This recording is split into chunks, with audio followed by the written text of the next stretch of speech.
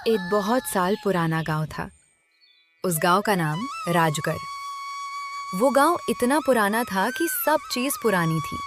सादे मकान, सादे लोग, सब लोग सादगी में जीवन जीते थे। एनलॉग ने कुछ भी नया देखा नहीं। उस गांव में काम करना और रहना, उसी गांव में दो दोस्त रहते थे, अमर और भोला। अमर और भोला शाम को गांव के बरगद के पेड़ के नीचे बैठे बात कर रहे थे। तभी अमर बात कर रहा था। क्यों भोलू, आज देरी हो गई आने में? क्या करूं भाई, तुझे पता तो है हमारे गांव में कहाँ अच्छा काम धंधा चलता है। सुबह से लेकर शाम तक कुछ ना कुछ काम ढूंढना पड़ता है। हमारे गांव में कोई काम धंधा नहीं है। अभी मैं रामू काका के वहां लकड़ी काट के आ रहा हूँ 5 रुपए में। हाँ भाई, मैं भी मगन काका की गाय को चरा के आया हूँ। मुझे भी मगन काका ने 6 रुपए दिए हैं। क्या करे भाई हम? क्यों ना हम दूसरे गांव काम ढूंढने जाए, वहां हमें कोई ना कोई काम मिल जाएगा और अच्छा पैसा भी मिलेगा। हाँ भाई, तेरी बात तो सही है। हम कल ही चलते हैं। दूसरे दिन अमर उसकी माँ से कहता है, माँ, मैं और भोलू दोनों दूसरे गांव काम ढूंढने जा रहे हैं। अमर की माँ बोली, बेटे, सब जगह ऐसी ही हालत है, तुम्हें कहाँ काम मिलेगा बेटे? माँ, मुझे तुम जाने तो दो। मैं कुछ न कुछ काम ढूंढ के ही आऊंगा माँ। वैसी भी हमारे गांव में कहाँ अच्छा धंधा चल रहा है। मैंने कल पूरा दिन गाय चराई, फिर भी मुझे 7 रुपए मिले, बोला माँ। ठीक है बेटा, तुम्हें जाना है तो जाओ, मैं मना नहीं कर रही हूँ। तभी वहां भोलू आ गया।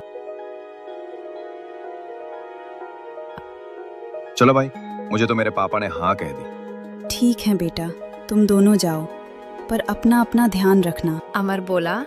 ठीक है माँ, अब हम चलते हैं।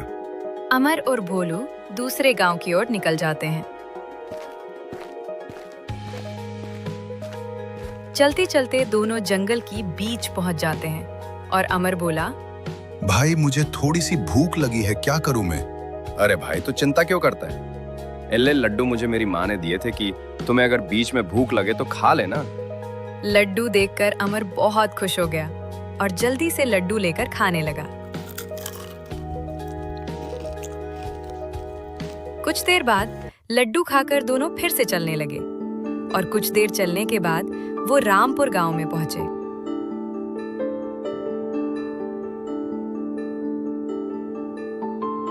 गांव में पहुंचकर अमर और भोलू एक बड़ी दुकान पर गए। अमर बोला, सेठ जी, मुझे यहाँ कोई काम मिल सकता है? नहीं बेटा, मेरे पास एक है मजदूर, मुझे अभी नहीं जरूरत है। अमर और भोलू वहां से चले गए। आगे जाकर वहां एक बूढ़ी अम्मा समोसे बेच रही थी। वो अमर और भोलू वो देख रहे थे और तभी भोलू बोला, अमर, ये बूढ़ी औरत क्या बेच रही? चलो देख कर आते। दोनों उस बूढ़ी औरत के पास आते और बूढ़ी औरत से पूछते हैं। अमर बोला, अम्मा, आप क्या बेचते हैं? हमें एक एक प्लेट खिलाओ ना अम्मा। हाँ बेटे, एलो, 10 रुपए एक प्लेट है। दोनों एक एक प्लेट समोसे की खाई और अमर बोला, वाह अम्मा, क्या बात! ये समोसा लाजवाब है। क्या स्वाद! ये समोसे तो नमकीन और चटपटे, और क्या स्वाद है अम्मा। मजा आ गया आज तो। हाँ अमर, मजा आ गया आज तो। अम्मा, क्या आप बता सकते हो कैसे बनाते हो आप इसे समोसे? क्या बेटे, तुम जानना चाहते हो इसे समोसे मैंने कैसे बनाया? हाँ अम्मा, हमें बताओ अपने ऐसे समोसे कैसे बनाए। फिर बूढ़ी अम्मा ने विस्तार से बताया, समोसे किस चीज से, क्या उसमें डालना है, क्या मसाला डालना, सब चीज अमर और भोलू को बताई। अम्मा धन्यवाद, आपने हमें समोसे कैसे बनाते हो इस सब बताया। अब हम भी अपने गांव में जाकर समोसे बनाएंगे और बेचेंगे। फिर अमर और भोलू वापस अपने गांव और निकल गए और अपने घर जाकर अपनी माँ को सारी बात बताई।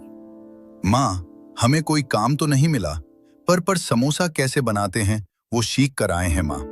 अब हम भी अपने गांव में समोसा बेचेंगे। अमर की माँ बोली, बेटे, क्या समोसे वो कैसे होते हैं? हाँ माँ, समोसे हम सीख कर आए हैं। जब मैं बनूंगा तब देखना कैसे बनते हैं माँ।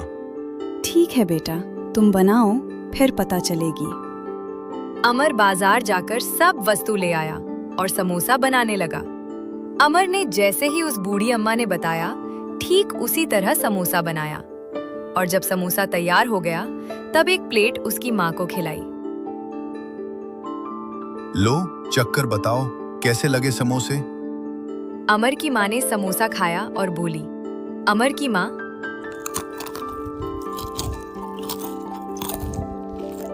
वाह बेटे, क्या बात, इसी चीज तो मैंने कभी नहीं खाई है।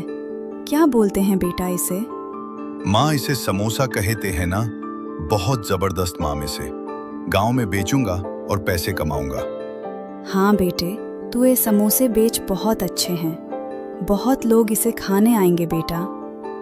बाद में अमर और भोलू दोनों एक ठेला लेकर बाजार में समोसा बेचे आ गए और भोलू बोला, आओ आओ 10 रुपए की एक प्लेट समोसा, आओ भाई आओ, सिर्फ 10 रुपए की एक प्लेट समोसा।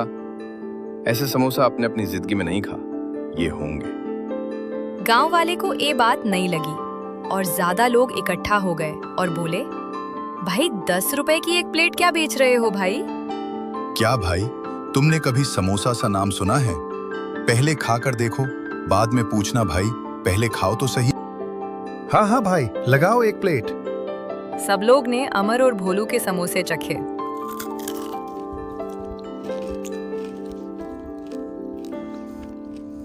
और सब ने अमर और भोलू की तारीफ की। वाह भाई, क्या समोसे हैं। मुझे तो पार्सल कर दो 1 किलो, मैं तो घर ले जाएगा। क्या बात है। भाई मुझे भी 1 किलो अपने समोसे पैक कर दो। किससे सीख कर आए हो भाई? वाह क्या बात है। भाई मैं और भोलू दोनों पास के गांव में काम ढूंढने गए थे, वहां से सीख कर आए भाई। अब तो गांव में अमर और भोलू के समोसे इतने मशहूर हो गए थे कि पास के गांव के लोग भी अमर और भोलू के समोसे खाने आने लगे